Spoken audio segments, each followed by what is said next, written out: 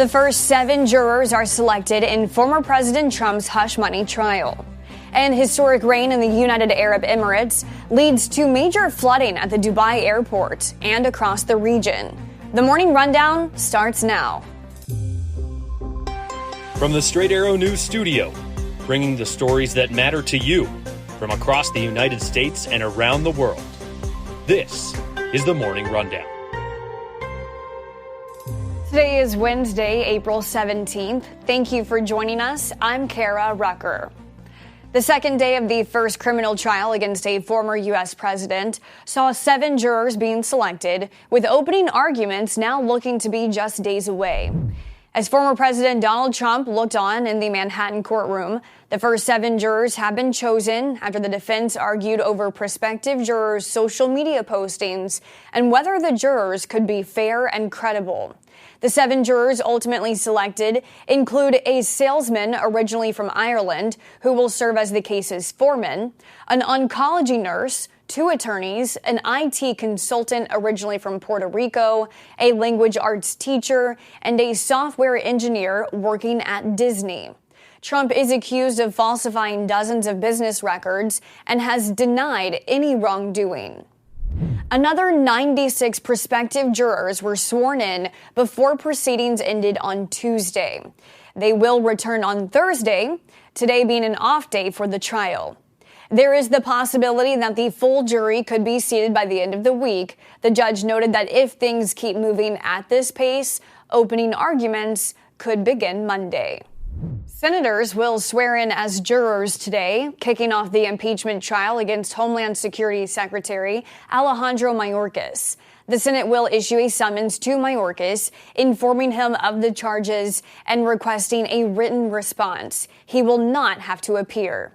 House Republicans voted to impeach Mayorkas in February, accusing him of willfully refusing to comply with immigration laws amid a surge of illegal border crossings. Mayorkas and Democrats have called the charges baseless. With Democrats in control of the Senate, they are expected to try to dismiss the trial this week. 4 months after a congressional hearing on anti-Semitism on college campuses led to the resignation of 2 Ivy League presidents, the president of Columbia University will field questions today from that same committee. Manoush Shafik was originally set to testify at the House Education and Workforce Committee's hearing in December, but was unable to do so due to a scheduling conflict.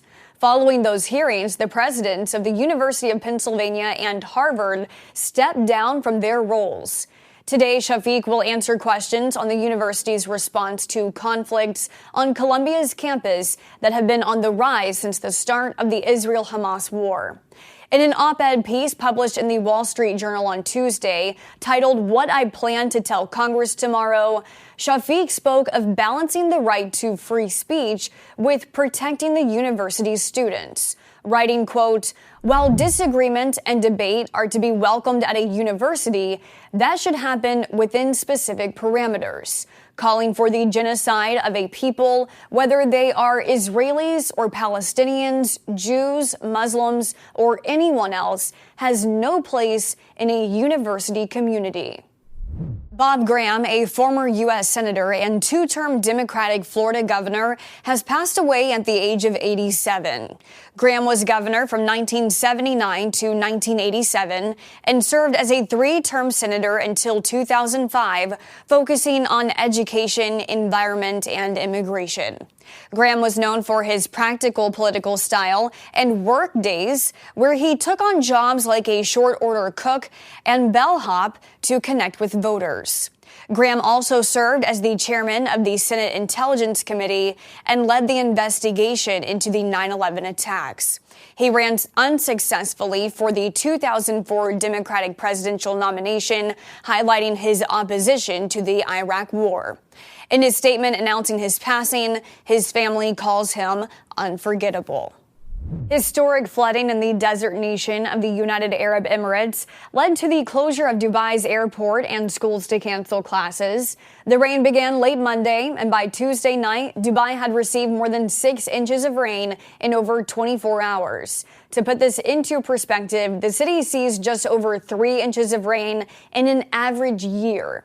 At least one person was killed in the floodwaters. The state-run news agency called the rainfall a historic weather event that surpassed anything documented since the start of data collection in 1949. The storm hit other parts of the Middle East as well, being blamed for at least 19 deaths in the country of Oman. Finally this morning, after 20 years, it's the final act for one movie studio.